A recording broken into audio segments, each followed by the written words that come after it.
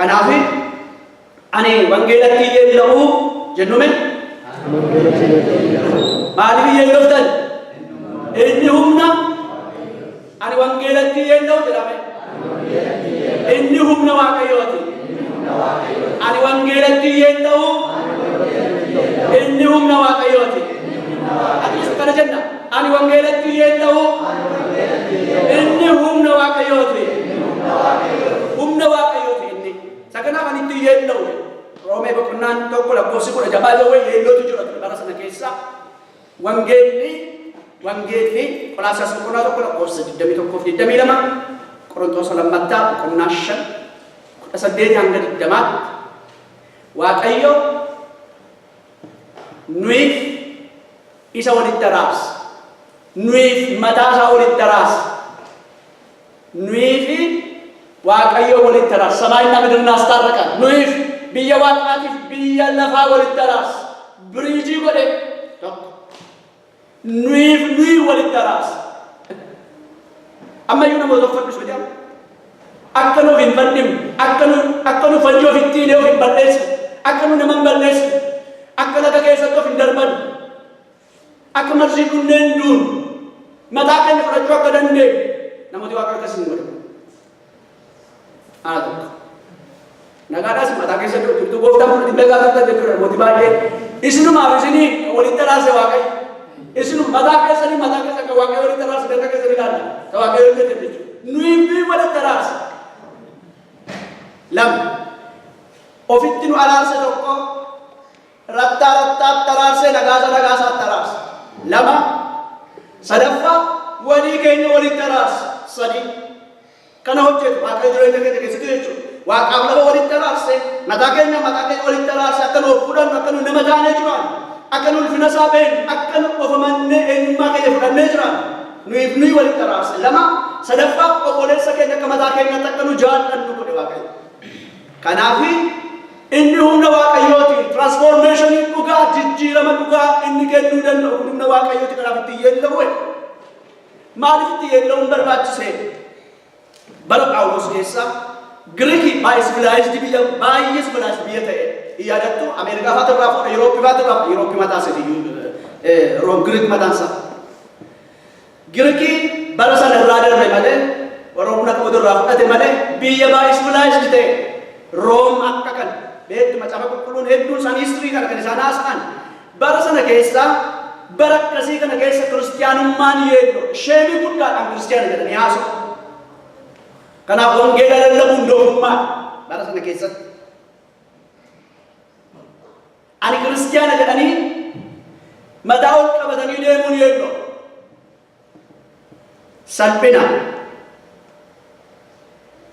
qofatu hin ta'in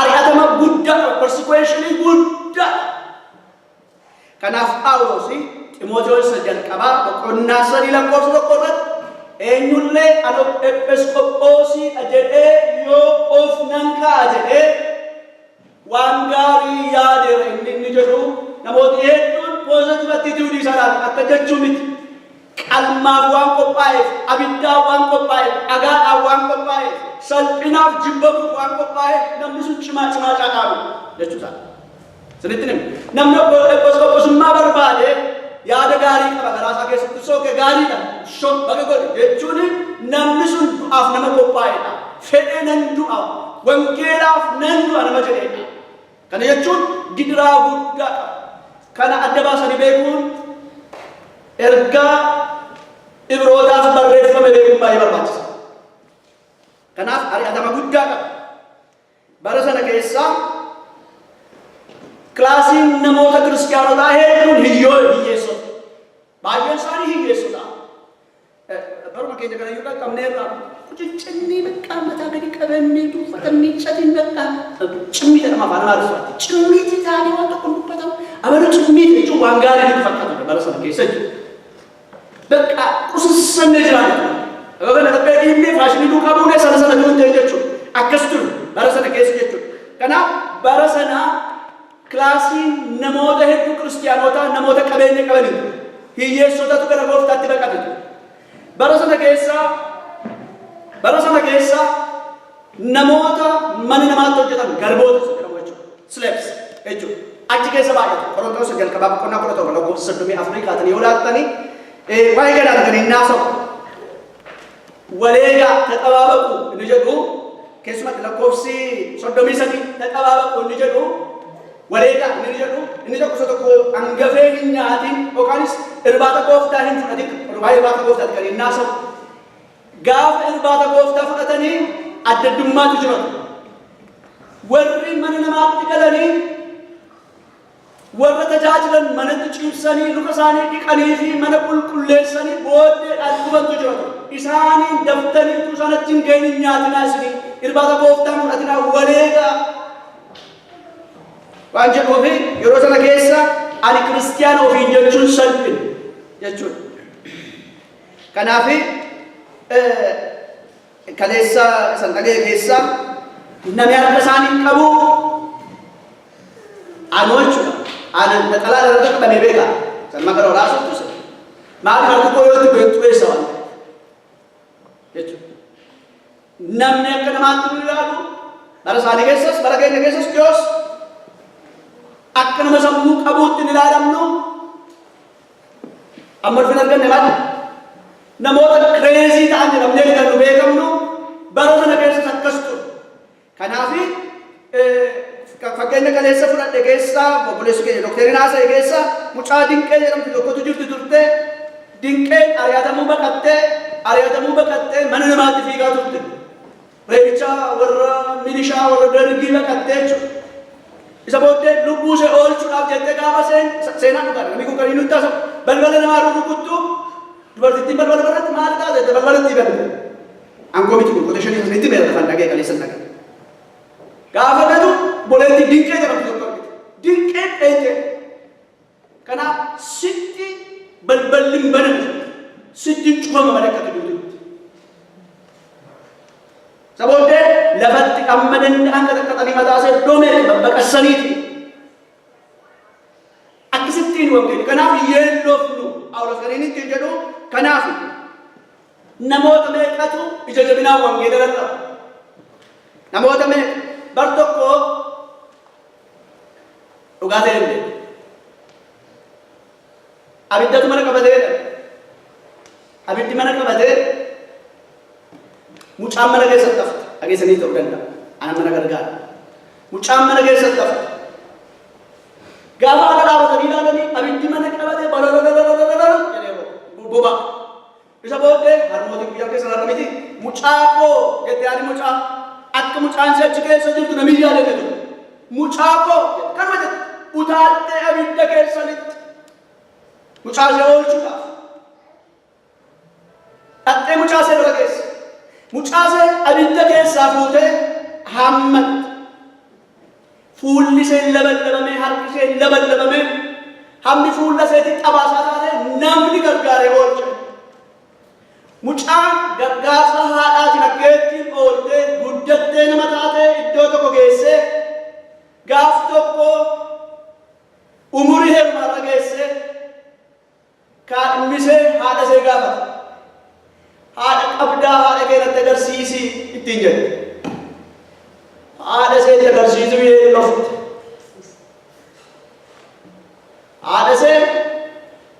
Haadha ishee fuula ishee abiddaaf laatte. Haadha ishee lubbuu ishee mucaa isheetiif laatte. Bifa ishee eenyummaa ishee mucaa isheetiif abiddaan kan laatte. Dubartiin kun haadha kooti ittiin jechuu yeellofte. Har'as isa nu fayyisa Kiristoos Yesuusitti yoo yeellofne kanarraa adda miti. Kanaaf wangeela dhugaa akka nu lallabnu sagalee Waaqayyootu nu ajaja. Kanaaf erga akkas ta'e wangeelatti hin leeyya'u wangeela lallabu yoo ta'e anaaf iyyuu wayyoo jedha Phaawulos Qorontos isa jalqabaa boqonnaa 9 keessa inni humna Waaqayyooti waan ta'eef. Kanaaf warri Roomaa keessa jirtan hundumti keessan beektu Oromoota Ahizaabii warra jedhaman jechuudha. Roomaa keessa kan jiran hundumti isaanii namoota Waaqayyoo isaan gargaare Oromoota waan ta'aniif kiristiyaanota Room hundumti isaanii Oromoota. Kanaaf isinis wangeelatti hin leeyya'inaa. Si'a tokko waanitti yeellamuun nurra barbaachifne nu leeyyaasisa nabii. Akka isaanitti jiraataniif eenyummaa isaanii gaafa ilaallu isaantu leeyyaa.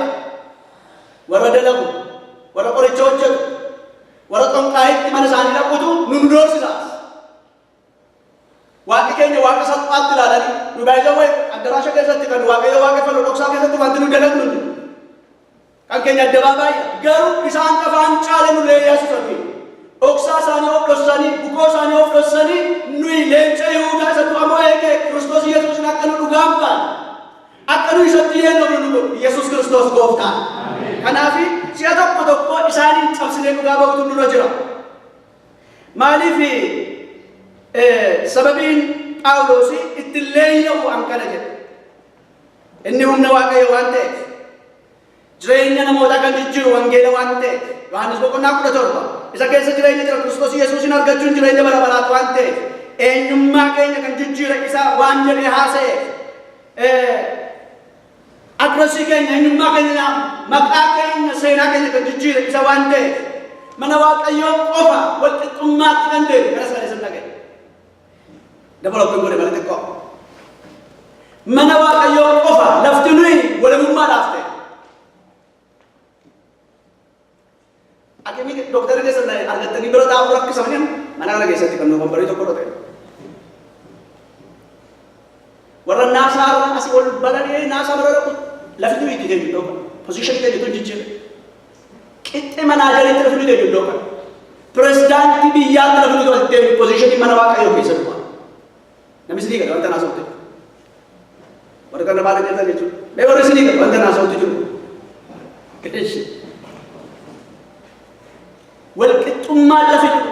Walabummaan dhugaa lafi jiru. Namni walqixxeedha jedhee lafti itti waamamu yoo jira ta'e kilaasiin tokko lafti inni itti ta'u mana waaqayyoo keessa.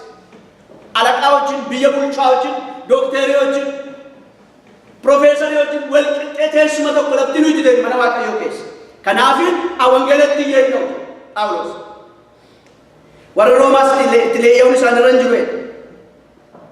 Jireenya keenya keessatti yeroo nuyi an kiristiyaana jenne dhugaatti ba'uu dadhabne jira. Namoota meeqatti dhugaa baane?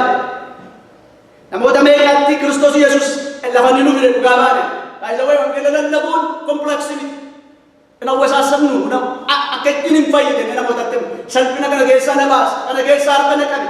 Ani jireenya koo keessatti na argu ani na fayyisa hin beeku ani nagaa naa kennee beeku ani walabummaa naa kennee beeku ani isaan nu argadheera isaan balbala natti baname isaan abdii argadheera jenneeti waan tokko kompleksii qabu yookaanis immoo nama gaafachuun barbaachisu firdi beetiin gaafa si waamu waan argitan masaqqatu fi lafiitiitti waan hin argine isin gaafatu kanaaf wangeela lallabuun akkasii jechuudha kan inni nurraa eega waaqayyo jechuudha.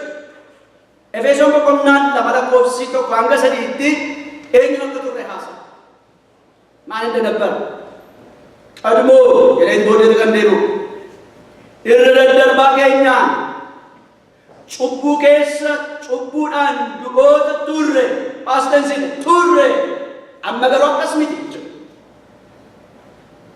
ነሞት መዱአት ጅሬኛ አርገቴ ነሞት መሰልፈነ ከሰ ጅሩቱ ፈይና አርገቴ ነሞት ዱከነ ከሰ ጅሩቱ ይፈትበ ነሞት ፍርዲ ከሰ ጅሩቱ ወለሙማ አርገቴ akkas turtan garuu amma akkas miti. Seexanaaf olii gadi fiigaa turtanii seexanni isin ergachaa ture ergamaa seexanaa turtanii Efesoon Yohaanasitti jira. Amma garuu waaqayyo warra ergamtan taatanii eeggamsi waaqayyo isinirra jira ture. Isiniin gaafa laalamtan eeggamsa waaqayyootu namoota isinirratti boba'eedha. Akkas kan achirra laatan Efesoon hojjetattanidha. Kanaaf namoota akkasii waan turreef nu wangeelatti illee yaanu jireenya keenya wangeelli jijjiiree jedha. Qorontoos ni lammataa boqonnaa 18 Qorontoos ni lammataa boqonnaa 5:18 hanga 20tti har'a kallattiin sagalee waaqayyoo keessa isin agarsiisuun barbaade fakkeenya adda addaa fudhachuu dhiisee baafadhaame Qorontoos lammataa boqonnaa 5:18 hanga 20tti isa jiru. Kun hundumtuu waaqayyo isa karaa Kiristoos ofuma isaatti kun hundumtuu waaqayyo isa karaa Kiristoos ofitti nu araarse biraa ta'e maaltu sattaanee jirutu jechuudha. Kun hundumtuu Waaqayyo isa karaa Kiristoos ofitti nu araarse biraa ta'e. Inni itti fufnu inni hojii araarsuu isaa kanas namootatti akka dabarsuu fi nuuf kenne. Namootatti akka dabarsuu nuuf kenne. 19 kunis Waaqayyo irra daddarbaa namootaa itti lakkaa'uu dhiisee karaa Kiristoos biyya lafaa ofitti araarsa jechuudha. Ergaa araaraa isa kana immoo adaraa nutti kenne. Imaanaa nutti kenne jechuudha. Ergichi immoo maal jedhaa? Nuyi afaan Kiristoos erga kun saganaa dubbisame erga nuyi afaan Kiristoos taane ergamneera. Waaqayyo karaa Kiristoos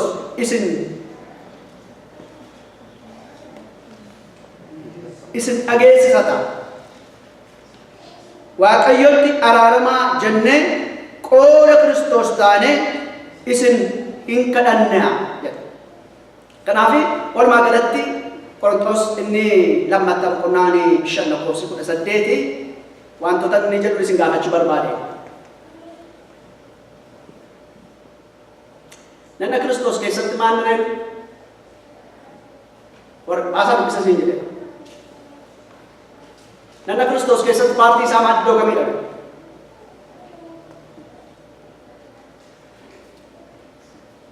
Nana Kiristoos keessatti maal nireen? Buufata Nana Kiristoos keessaa eessa isaati?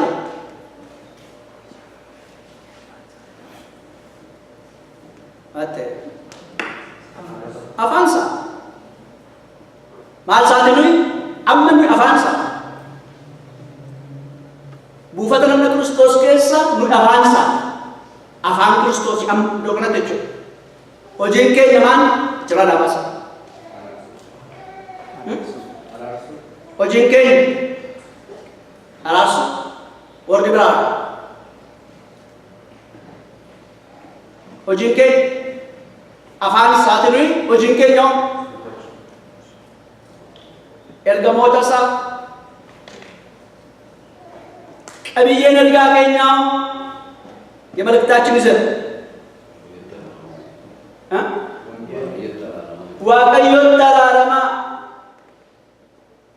waaqayyo daraarama positioning keenya iddoon keenya achumarra positioning keenya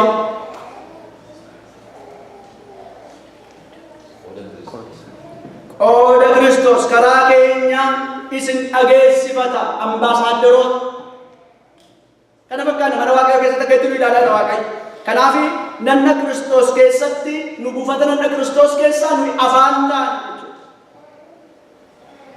Afaan keenya torbanoota dhufan gaafa 25 kaane afaan Kiristoos taane jechuudha. Kiristoos fayyisaadha jennee akka haasofnu afaan Kiristoos taane hojiin keenya immoo maal ergamoota Kiristoos biraa warra ergame ergamoota. Ergaan keenya Waaqayyotti araaramaa jenna. Iddoon keenya iddoo ambaasaaddarummaati iddoo Kiristoos bakka buuneeti namooti nu haasofnu jechuudha. Kun imaanaa Waaqayyo nutti kennedha. Imaanaa kana adaraa kana raawwachuu dhiisuun Waaqayyoon duratti yakka. Imaanaa kana raawwachuu dhiisuun. Kanaaf Hisqeel keessatti dhannee yoo laalle namni tokko cubbamaanii cubbuutu hojjechuutti jiru ija qabdanii ilaaltanii yoo bukkee dabartanii dhiiga isaa eenyurraan barbaada? Isinirraan barbaada. Namni tokko du'a keessa jiru, namni tokko salphina keessattuu jiru, namni tokko du'iduutti dhufuutti jiru ija qabdanii teessanii in ilaaltu yoo ta'e dhiiga nama sanaa isa taa'ee ilaaluun gaafadhaa jedha. Qorontos isa lammaffaa boqonnaa 5 lakkoofsi 10 namni hundumtuu teessoo hoolichaa duratti yeroo inni itti dhiyaatu jira.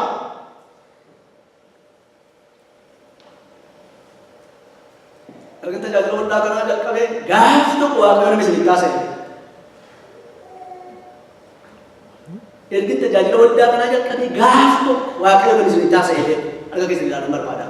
Gaafuma waaqayyo kanaatti gaafto kan taasise. Koole. Yeroo hundumaa gaafto ittiin mee akka keessan. Alaatuu ani barbaade jechuudha. Nama waaqayyo taasise. Gaafto waaqayyo taasise karaa kee barbaada.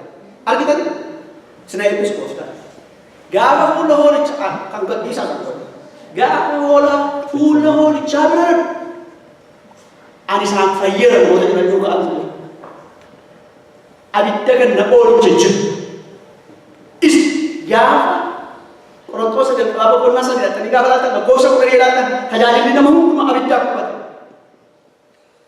Tajaajilli keenya gaafa ulfina waaqayyoo haasa'u lubbuun gaafa nachi haasa'u nu oolchuudhaaf jechuudha.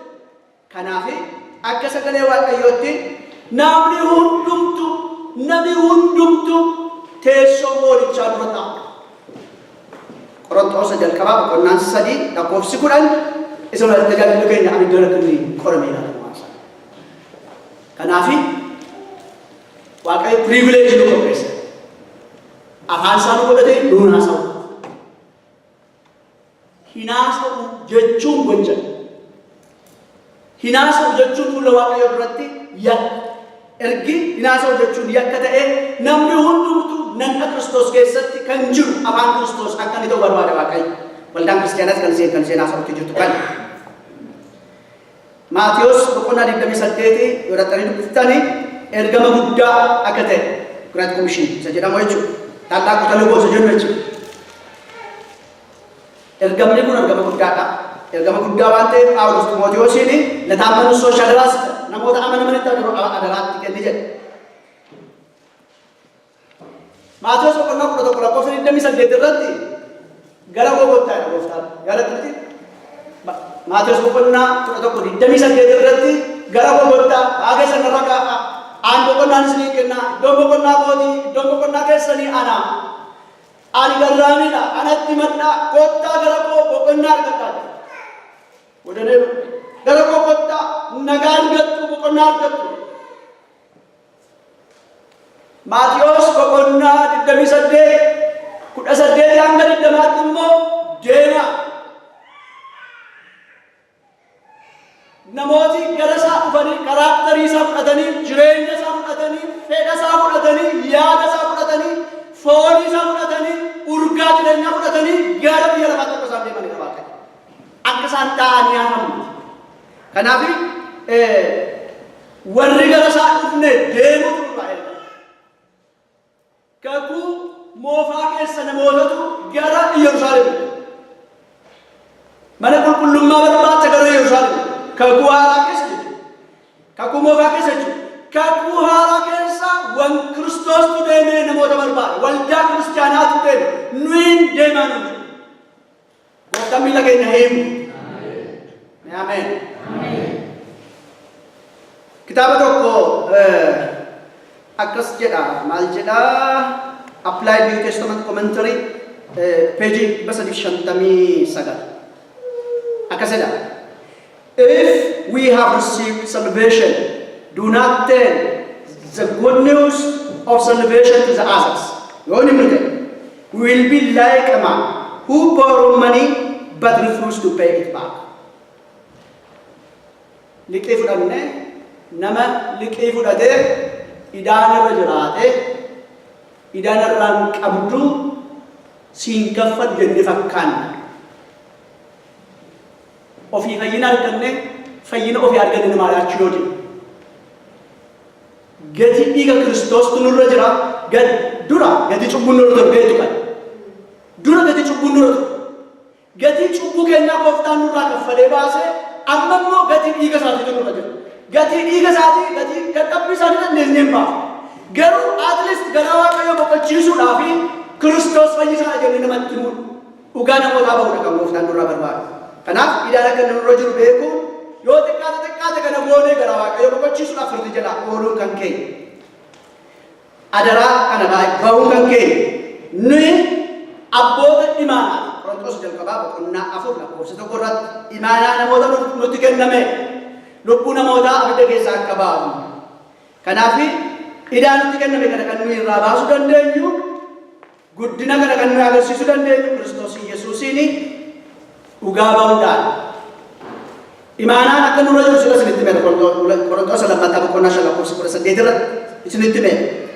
Nuyi aadaa keenya keessatti imaanaa namaa akkatti qabannu beekna. Imaanaa namaa akkatti lafa keenya beekna. Aadaa keenya keessatti jechuudha. Yaadatti yoo ta'e namni tokko birrii yoo kenne birri akaakuu birrii sanaatuun jijjiiriin dhosine keenyaaf birrii sana keessaa illee fuudhu sadi keenya yaadatti yoo ta'e. Yoo nootti abbaa dhibbaa goone nootti abbaa dhibbaa sana kaa'a. Yoo rakkate kun itti dhufe illee isatti hin dhufu. Yeroo ta'e tokko dhuga ba'umsi tokko isinitti meera yaadatti yoo ta'e. Itun biyya jiru reediyoo afaanii reediyoo poolis reediyoo keessa dhagee kan isinitti meera yaadatti. Namichatu fuudha. Namichatu mucaa heerumsiisa. Mucaa heerumsiisate namoota fira hundumaa waame. Fira hundumaa waame galgalan intala kennate firri isaa iddoo tokko dhufan tokko birri abbaa dhibbaa taate tokko harkatti qabatanii birri abbaa dhibbaa tokko harkatti qabatanii kun gargaarsa siif haa taatu jedhanii kennuufiif kanaan namni jaarsa argachuu dadhaban abbaa nama mucaa heerumsiisan sana argachuu dhaban. Kanaaf maal godhu nama ollaa isaanii jiru waamanii birrii abbaa dhibbaa kanaa itti naa kenna daraa imaanaadha. Waama tokko ittiin cufadhu akkuma itti arganii sitti kennuun dhabee jedhanii itti kennamee deemu. Biyyatti galan isaanii galgala dundee galgala gaafa aduunyuu firrii hundumtuu warri hafe warri silaa namoota keessumsiisaa turan hundumtuu taa'anii nyaata nyaachuudhaaf qophaa'anii jaarsi birrii sasaanitti kenname birrii abbaa dhibbaa sasaanitti kenname kiisii keessa gaafa ilaalan hin jiru. As lixanii achi lixanii hin jiru birrii isa. Baay'ee isaanitti dhagaa meeqa jedhe birrii dhibba tokko birrii Itoophiyaa. As ilaalan achi ilaalan matu kiisii isaanii keessa qaban. Hin gaddanii baay'ee. Warri gara nyaata nyaatanii isaan gadda irraa kan ka'u hin galan. Abdii kutuuf hin galan. Warri kaan nyaatanii gammadanii abbaan abaloo wajjinaan inni hin galeeranii nyaatanii gammadanii aduudhee bare. Aduudhee gaafa barbu manni xaragamuutti ka'e. Manni kaleessa keessatti hojjetame jechuudha. Gaafa xaragamu birriin abbaa dhibbaa isaan taa'anii xaqalalamtee lafa buuteetti. Fiiga abbaa baluutti itti naa hima birriin kee kaleessa argameera kunoo keenya keessa galeera jedhanii mucaa kaachisan gara manaatti jechuudha. Gaafa mucaa kaachisan jaarseessa jiru. Ese jiru jaarsi sinitti beekamu. Utuu mana biraan ga'e maal jedhan idaa namaa baay'ee akkamittiin salphina guddaa ija isaa akkamittiin ilaalatanii waan hin bakka buusu hin qabatanii maxxaaxaqaa ofitti baasanii muka mana isaanii biraatti xeeluuf. Seenaa dhugaadha. Poolisii yeroo dhaga'e. Hamma kana imaanaa namaatiif sileesii isa beekama. Hamma kana sileesii. Idaa namaatiif birrii Itoophiyaa birrii dhibba tokko. Idaa gatii dhiiga gooftaatu nu godhe. Fuula Waaqaa duratti kan nuyi itti gaafatamu. Kanaaf idaa kanatti hin gaafatamu jechuudha. Horii keenya barbaadu yeroo keenya barbaadu afaan baafannee Yesuus fayyisata jechuu qofa. Isa harraba keenya keessaa bahu namichichatu bokkaatti roobsaa namichichatu ijatti godhu. Abbaa hojii jechuudha. Kanaaf imaanaa jechuun adaraa jechuun nuu galan. Adaraa akkasumas itti galladhee nuu jedha gooftaan. Adaraan adaraan gatii itti baasa. Adaraan foonii itti uffatu. Adaraan gidiraatti argate. Adaraan itti tumamee argate. Sinirraa qaban jedha gooftaan. Kanaaf isa kana keessaa bahuu danda'utu nurra jira. Adaraan kun guddaa maaltu godhaa isa jedhu haasofnee xumurra. Adaraa kana yookaan imaanaa kana maaltu guddaa godhaa? Inni tokkoffaa imaanaa kana sanitti kennee waaqatu guddaa. Poostaa keessan gaafa bantanii gatuudhaafi fuutanii tiraashii tokko jira warra appaartimantii keenya keessa warra galtan beektu warra mana gatu tokko jira. Poostaa gaafa banan namooti tiraashii gochuudhaafi fuudhanii galuu maal jedhamu? Fuudhanii akka isaan galanii fi tiraashii akka isaan godhanii waan tokko ilaalanii kan isaan gatanis kan isaan fudhatanii galanis maal godhanii sendarii eenyuutti yoo banxalaa kana nutti arga. Euraat, sourcing alakana, Eurat. Sandarini get to Afi, put a negative of Madrigal. Akumakana in the Nuga. Work out mother. Work a don't man. Work a case and a matter. I'll talk to the Yellow Afani Glifatini, omnipotent, omnipresence, omniscient, immutable God. Waka Barawala, Beg has a rakan Jumakan Beg, motive in a Makan Beg, Kesanamakan Beg. It don't Mankana. Alakato Kodoko, Bosto Kodoko, Gamachis Gandis. With him, the Canadian Captain, Garakis Twanga. Garaki saniti, ijaran gas aja gitu. Kalau nggak bisa kita konfidani, udah desa ini oleh giliran tuh. Motivi nama, gofta. Milan itu lagi orang itu gua. Garam masuk. Malam apa deh nak kita jadi garawan masuk. Karena itu budina sangat agresif. Waktu berapa? Waktu pelani berapa jauh besar itu. Waktu ergat itu kau itu. Waktu nama itu tolong jadi sampai ergat itu jadi bahasa dalam. Kenapa? Gudina wat ichat, kan Buddha sebut sendiri kan, isanu erga cucu karena Buddha. Kenapa erga Buddha? Ibaratnya siapa kalau silki kaftan ini apa tuh kami semburat. Enggak dapat lihat mana ni. Kau bawa kasih lebe. Nukung garami dah. Masih silki kaftan jauh lihat ada jauh ruyung kas nanti. Maka kansa. Garu wakat kasih, wakat garanafis. Waka jolne saati birmat warra kufe waka barbad warra san pina kesa jiru warra kesa warra firdi kesa jiru arifate kan kakak tuhud mirar raketa garasa kallaf warra isa warra sabarbad warra sabulgure kan kesa barbad waka gara hilla waka gara nafis waka garani Waka kasih, waka kay, kanafi, ini gudala, yuk sodomitor, jangan tengok romanen main kan, ini gudala kalau ini YouTube, kanaf waka kasih, isken kurasa dia tak puri, agak saja, lupun tukang kau, lupun apa kang kau yang ada, lupun dah imas kang kau, kami lihat kami baru berapa, kanaf, waka kena tu waka gudda, waka pelani jauh besar. Iya ada tiada, macam Yogi, macam Yonas iya ada tiada. Yonas sih, motor kesati, baraya nabi nawakai, baraya nabi ni deh, ergama wakai yote, rukutalam wakai yote. Iya ada, iya ada wakai yote afkara baik ini. Yada isa sa erge be kuna yada gofta sati be kuna afkara baye de gara ko tummi ka sati dar bata be abdi ku tate duagi pila malite gidra sa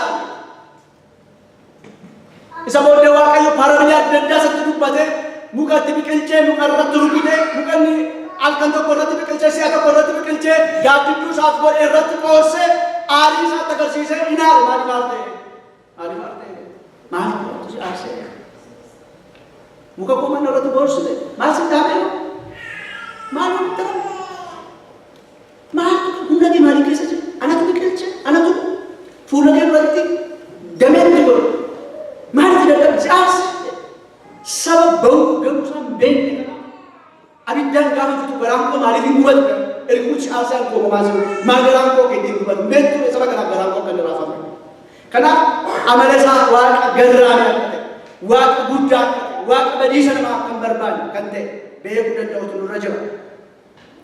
Inilah manda mal tu biar gama kana bujusa. Namoda inni ergal baina sari. Amma mati vacancy edit. Wagga kumala balik kare. Makaru bizulu salatin jauh itu. Makaruge salah satu juga bisa terlihat sekali. Amam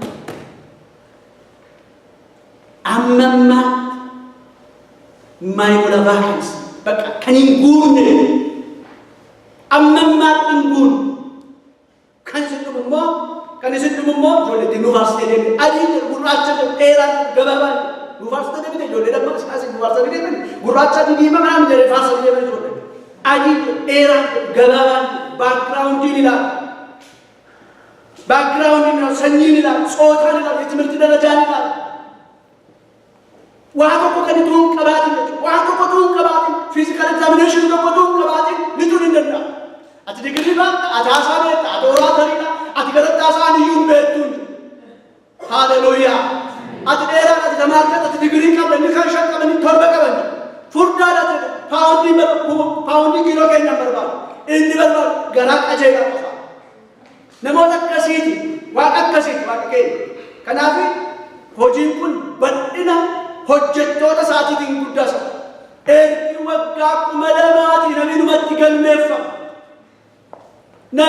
galmeeffama inni kaan hin deema inni kaan booddeetti deema inni kaan badumaatti deema inni kaan qooloofii godha inni kaan maal godha isti arqayyuu balballi isa banaa kanaaf pilaaniidhaan waaqa deema kanatu pilaanii isaa guddaa godha lafa hundumaatti hojjettoota isaa biyya lafaa hundumaa caafii amma caafiitti jiru iddoo hundumaa gammoojjii hundumaa keessa jiru hojjettoota isaa kana hundumaan dhagaa haaleluyyaa jirtu bofumaaniyya leenjirreedha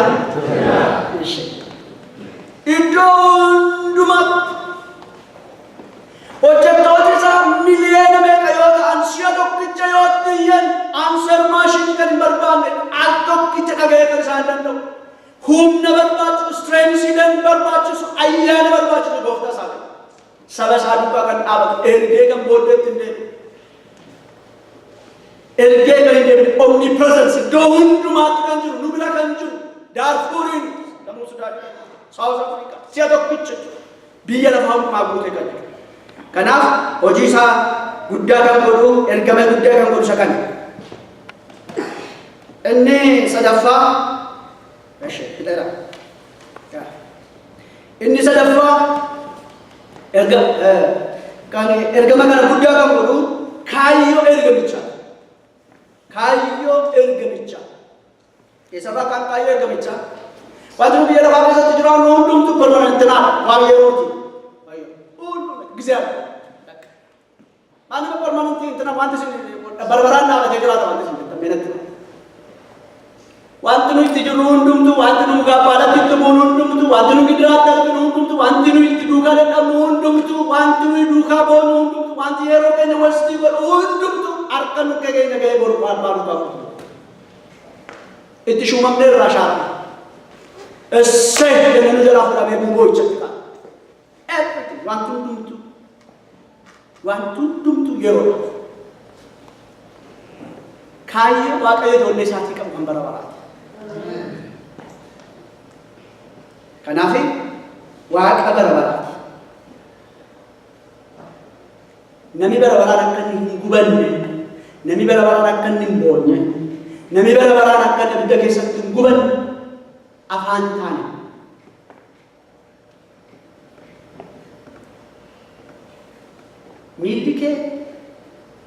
miilike mootummaa waaqayyo takka hin galle booddee keessa gosoota si hambisa yoo ta'e maal godhu meeshaa gadee keessa fuudhaa maal godhu iji kee tokko akka ni mootummaa waaqayyo takka hin galle si dhorka yoo ta'e maal godhu of keessaa baasii gati kan biyya lafaa hundumtu perspektiivii jireenya bara baraatu wajjin qaba sitti nabbisni naaf taate garuu si wayyaa akka kee dhabdee gunni shi taate garuu si wayyaa inni kun inni sitti tafe si wayyaa sachiti kan si wayyaa waaqayyo jireenya bara baraatu wajjin waan hunduma walitti dhee kan nutti buna gooftaa kanaaf talikoonsaa ergamni isaa isa guddaa kan isa godhu kan abidda keessa du'a bara baraa keessa nama hambisu akka manatti binne makiinatti bituu keenya bituu barbaadu waaqayyo jireenya bara baraatti namoota akka isaan galaniif ergamoota nu godhe ergamoota kanas Dr. Maharii taase namni tokko lammata yoo dhalate al tokko du'ate erga guddaa godhadheen qabadheen qaba. Namni tokko al lama yoo dhalate al tokko du'e. Al tokko yoo dhalate immoo al lama du'e. Namni kun sidii galee. Noo keessa galee jechuudha. Namni tokko al lama yoo dhalate jechuudha. Addaam irraa tokko dhalateera, Kiristoos irraa lammata dhalateera. Al meeqa du'a namni kun al tokko du'e. Namni al tokko Addaam irraa dhalatee Kiristoos irraa dhalanne immoo al meeqa du'a? ሁለተኛ ሞት ተጀመረች ዱአ ለምንታል ከናም ዱአ ሰንና ከነገሳ ከኖሃ አከኑ ኦሉ አርቀዋቀዮ ቀፋዋቀዮ ወረዱ ነው ከናፊ አገቲና ከላሉ ዋቀዮ በርባ ስቃይ ነሞታ ጋፈመ አይሲሲ ነሞታ ኢትዮጵያ ቀለኒ ነሚ ጀጀባ ተግላተም አርቀሳኒ ቦደት ዳኒ ጀጀባ ተመርማ ስንሰቀጠጥ ነው Ahmad Mat juga seberapa datang. ICC galana bukan tertai deh. Harur rakai kata gore itu kawasan lupu ke kawasan nami acike sanilat tabdam. Ilaharu datang boy itu nih cakap kata. Harur ke saya orang bukan. Ilaharu nih tabdam itu bayi ni sih. Ilaharu nih tabdam. Nama saya bayi. Bayi. Mucawabga kudani gomma makinatti dani fuelin tinakani abidda gaafsan kalsiisan mucaanin maal fura bulu laase gaafa boona margita demo Afrika South Africa naga namti ma je angke se na koro tirtu in naga mana mata kettin darse wala takettin kabeda basan aga fuudhanii nama akka isaanii irratti gaafa lafaadhaan inni kun dhabdinu saqaxxaqe du'a kana garasii jiraa du'a kana garasii keessaa ijoollee qobaasaa